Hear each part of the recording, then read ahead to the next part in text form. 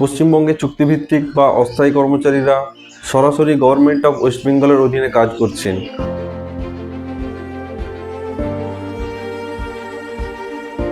অথচ এই লক্ষ লক্ষ চুক্তিভিত্তিক বা অস্থায়ী কর্মচারীদের নেই কোনো জিপিএফ, নেই কোনো ইপিএফও এবং কোনো পেনশনের ব্যবস্থাও নেই। ভীষণ সংকটের মধ্যে পড়ে আছি। এই সামান্য কটা পয়সা নিয়ে সংসার চালাতে পারছি না, আমরা অসহায়। তাহলে প্রশ্ন হচ্ছে, 60 বছর পর এই সমস্ত লক্ষ লক্ষ চুক্তিভিত্তিক বা অস্থায়ী কর্মচারীদের কি হবে? অর্থাৎ বার্ধক্য জীবন তাদের কিভাবে চলবে? হ্যালো ফ্রেন্ডস, আজকের ভিডিওতে আমরা একটি এমন বিষয় নিয়ে আলোচনা করব যা লক্ষ লক্ষ চুক্তিভিত্তিক বা অস্থায়ী কর্মচারীদের ভবিষ্যৎ নিয়ে ভীষণ চিন্তার কারণ। কেন ওয়েস্ট বেঙ্গল গভর্নমেন্ট জিপিএফ এর আওতায় সমস্ত চুক্তিভিত্তিক বা অস্থায়ী কর্মচারীদের আনে না, এবং যদি জিপিএফ না হয় তাহলে সমস্ত চুক্তিভিত্তিক বা অস্থায়ী কর্মচারীদের ইপিএফও এর আন্ডারে কেন নিয়ে আসা হয় না, তা আজকের ভিডিওতে জানাবো। এবং সবশেষে জানাবো এমত অবস্থায় সমস্ত চুক্তিভিত্তিক বা অস্থায়ী কর্মচারীদের করণীয় কী।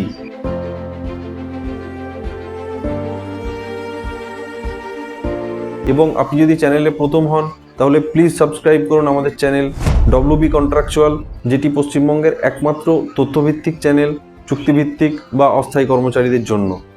পশ্চিমবঙ্গে বিভিন্ন পদে লক্ষ লক্ষ চুক্তিভিত্তিক বা অস্থায়ী কর্মচারীরা বছরের পর বছর কাজ করছেন। কারো চাকরি 15 বছর, কারো চাকরি 10 বছর বা কারো চাকরি 20 বছর পার হয়ে গেছে। এবং এই চুক্তিভিত্তিক বা অস্থায়ী কর্মচারীর কাজ, দায়িত্ব এবং ওয়ার্কলোড একজন স্থায়ী কর্মচারীর মতোই, তবুও পরিচয় একটাই, কন্ট্রাকচুয়াল। পশ্চিমবঙ্গে যেখানে স্থায়ী কর্মচারীরা GPF, pension, gratuity, leave encashment এবং রিটায়ারমেন্ট বেনিফিটস এই সব সুবিধাগুলি পান, সেখানে রাজ্যের সমস্ত চুক্তিভিত্তিক বা অস্থায়ী কর্মচারীরা এগুলোর কিছুই পান না। তাহলে প্রশ্ন আসে, একই সরকার, একই অফিস এবং একই কাজ, তাহলে এতটা বৈষম্য কেন? উনি কর্মদিবসটা বাড়িয়ে দিচ্ছেন, কিন্তু বেতনটা আমাদের সেই জায়গায় রয়ে যাচ্ছে।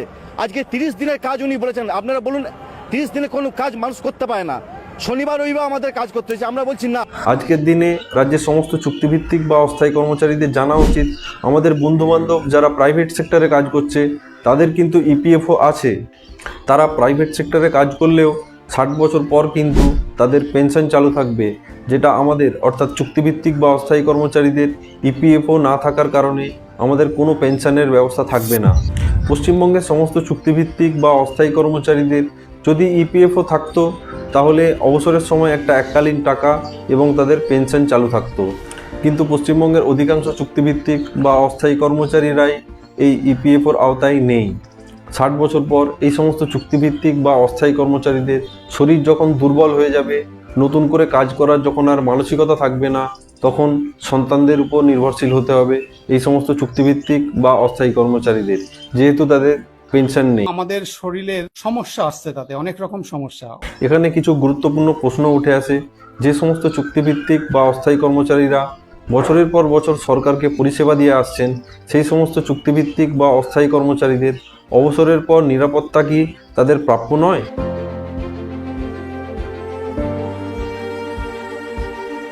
তো ফ্রেন্ডস, এবার আমরা জেনে নেব পশ্চিমবঙ্গ সরকার কেন জিপিএফ রাজ্যের চুক্তিভিত্তিক বা অস্থায়ী কর্মচারীদের দেয় না, অর্থাৎ কী কারণে রাজ্যের চুক্তিভিত্তিক বা অস্থায়ী কর্মচারীরা জিপিএফ পায় না। জিপিএফ পার্মানেন্ট গভর্নমেন্ট এমপ্লয়ীদের জন্য, কারণ তারা সার্ভিস রুলস অনুযায়ী অর্থাৎ ডব্লিউবিএসআর এবং রোপা অনুযায়ী নিযুক্ত হন, যেখানে চুক্তিভিত্তিক বা অস্থায়ী কর্মচারীরা কোনো সার্ভিস রুলস অনুযায়ী নিযুক্ত হন না।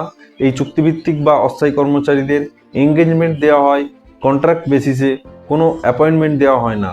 সেই জন্য জিপিএফ এই চুক্তিভিত্তিক বা অস্থায়ী কর্মচারীদের দেওয়া হয় না। তো ফ্রেন্ডস, চলুন এবার জেনে নেওয়া যাক পশ্চিমবঙ্গে চুক্তিভিত্তিক বা অস্থায়ী কর্মচারীরা ইপিএফও কেন পায় না।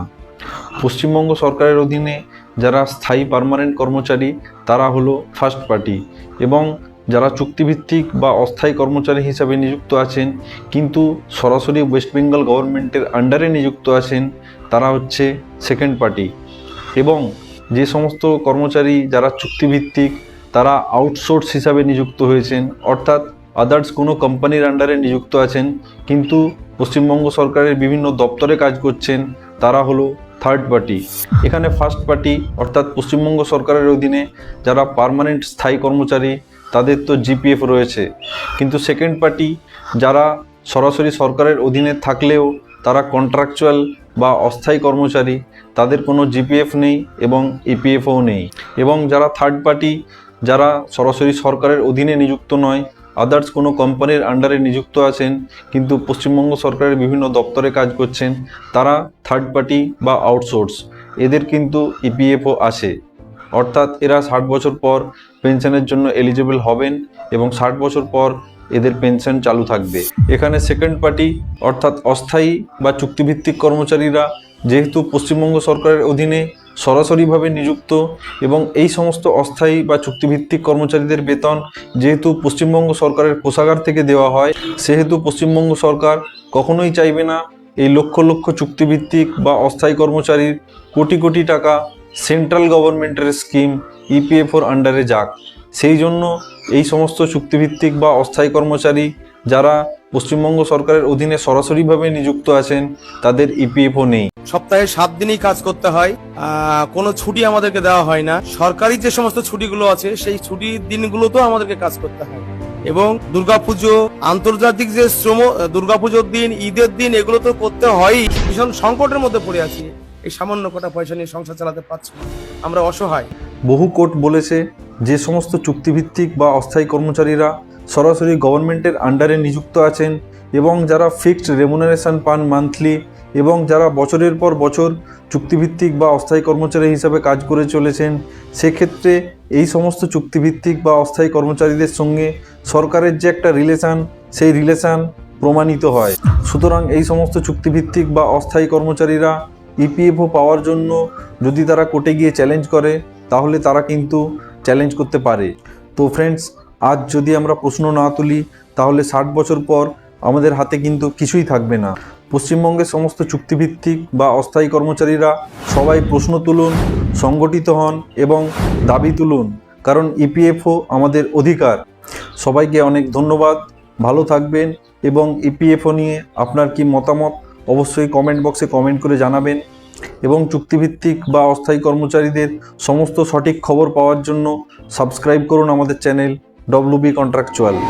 তো ফ্রেন্ডস, এই ছিল আজকের এই ভিডিওটি ইনফরমেটিভ মনে হলে অবশ্যই ভিডিওতে একটি লাইক করবেন এবং আপনার আত্মীয় স্বজন বা পরিবার পরিজনদের মধ্যে যারা চুক্তিভিত্তিক বা অস্থায়ী কর্মচারী হিসাবে কাজ করছেন তাদের এই ভিডিওটি অবশ্যই শেয়ার করে দেবেন। ভালো থাকবেন, দেখা হবে পরের ভিডিওতে।